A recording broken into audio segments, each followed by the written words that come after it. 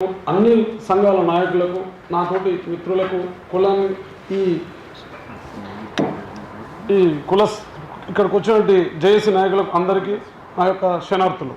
నా పేరు కుండ వెంకటేష్ కుర్మ యువ చైతన్య సమితి రాష్ట్ర ఉపాధ్యక్షుడిగా పనిచేస్తున్నాను. మాది నల్లగొండ జిల్లా. నేను ప్రస్తుతం ఉండేది ఎల్బీ నగర్.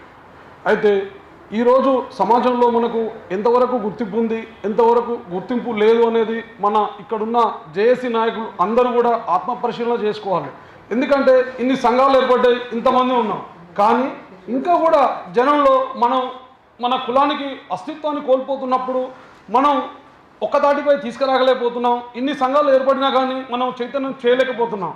దీనికి కారణం ఏంది, మనం ఏం చేయాలి అన్న దిశతోటి ముందుకెళ్ళవలసిన అవసరం ఎంతైనా ఉంది.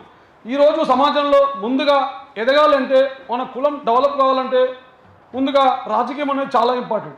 రాజకీయం ఈరోజు సమాజాన్ని శాసిస్తుంది, దేశాన్ని శాసిస్తుంది. అన్నింటికీ కావాల్సింది ముఖ్యం. ఈ రాజకీయంగా ఎదగాలంటే కూడా ముఖ్యంగా విద్య అనేది చాలా అవసరం. విద్య ఉన్నప్పుడు మనం ప్రశ్నించే తత్వాన్ని నేర్చుకుంటాము. ఎప్పుడైతే మనం రాజకీయంగా ఎదగాలంటే సమాజంలో ప్రతి మనిషికి రాజకీయ తత్వం అనేది, ప్రశ్నించే తత్వం అనేది చాలా అవసరం.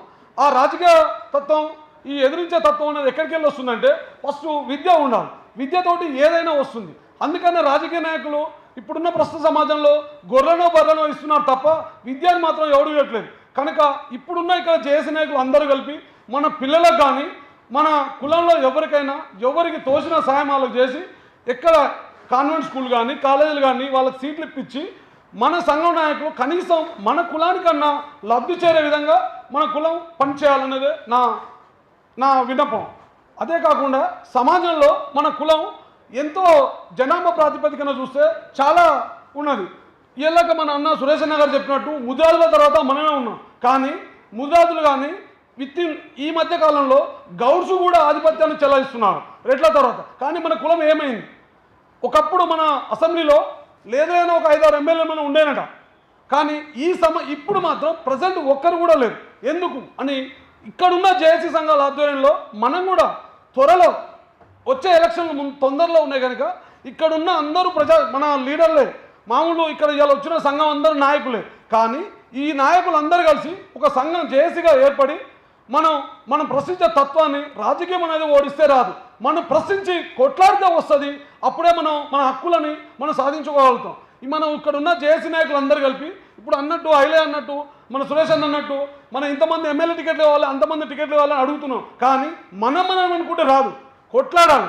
ఒక సంఘంగా ఏర్పడి మన బాధ అనేది విన్నవిస్తే అప్పుడు వాళ్ళకు కూడా సోయొచ్చి మన కుల సంఘం పెద్దలు కానీ, మనమే కాదు మన కుల సంఘం పెద్దలతోటి అందరితోటి సామాజికంగా అందరూ సమిష్టిగా పోయి కొట్లాడి మన బాధ తెలవాలంటే మనం ఏం చేయాలి?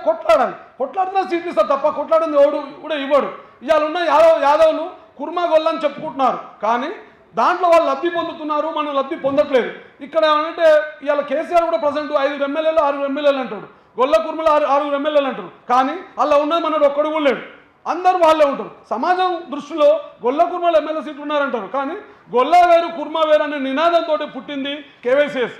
మేము కేవైసీఎస్ వచ్చిన తర్వాత ఇవాళ ప్రస్తుతం ఉన్న సమాజంలో కుర్మా అని రాసుకుంటున్నారంటే అది కేవైసీఎస్ చేసిన ఘనత అని అన్ని లీడర్లు అందరు పత్రిక వాళ్ళు చెప్పింది అది మాత్రం సత్యం. మా కేవైసీఎస్ ఎప్పుడైనా ముందుండి కొట్లాడుతుంది.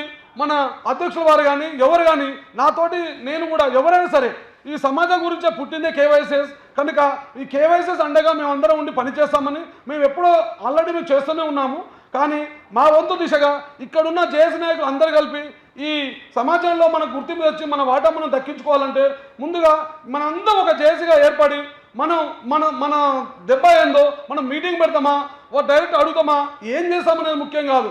మన పవర్ ఏంది చూపించాలంటే వచ్చే ఎలక్షన్లో ఎవరైనా మనం సీట్లు కొట్లాడిన సీట్లు వచ్చిన తర్వాత కూడా ఇక్కడున్న లీడర్లందరూ పరిశీలన చేసుకోండి.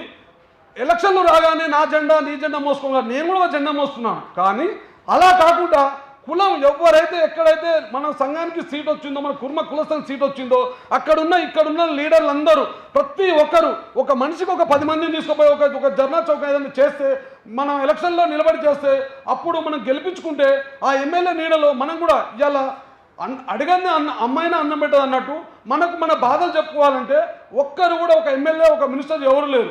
కానీ మనం గెలిపించుకుంటే మన బాధలు ఇలాంటి బాధలు చెప్పుకోవాలి, అసెంబ్లీలో వినిపించాలంటే మనం ఎవరో గెలిపించుకోవాలి. ఒక్కరిని కాదు, ఎన్ని సీట్లు అంతా మనం గెలిపించుకోవాల్సిన బాధ్యత ఇక్కడున్న అందరూ పెద్దలపైన ఉంది. కనుక మీ అందరం కలిసి ఏదో ఒక నిర్ణయం తీసుకొని ఏకదాటిగా మనం ప్రయాణం చేయాలన్నదే నా ఉద్దేశం. అంతేకాదు ప్రతి పిల్లవాడు ఇవాళ మన కుర్మ కులంలో గొర్రెలను బర్రెలను ఇస్తున్నారు. ఈ గొర్రెలను బర్రెలను ఇస్తే మనకు కాదు, ఒక కుర్మ కార్పొరేషన్ ఏర్పాటు చేయాలి. ఆ కార్పొరేషన్ ఏర్పాటు చేసినప్పుడు ఆ కార్పొరేషన్ నీడల్నే ఎన్ని వస్తాయి, గొర్రెలు బర్రెలు ఇంకేమైనా విద్య వైద్య అన్ని దాంట్లో సాధించుకోవచ్చు. ఈ గొర్రెలను బర్రెలను వచ్చి ఇంత తోడు వాళ్ళు దులుపుకుంటే అది తప్పు. మనం కొట్లాడాలి, మనకు కుర్మ కార్పొరేషన్ రావాలి. ఆ కార్పొరేషన్ గురించి మనం ఎంతైనా కొట్లాడవలసిన అవసరం మనకు ఎంతైనా ఉంది. ఈ అమూల్యమైన టైం ఇచ్చినందుకు నాకు కుల పెద్దలకు అందరికీ శిరస్సు ఉంచి నమస్కారం చేస్తున్నాను. జై కుర్మ, జై జై కుర్మ.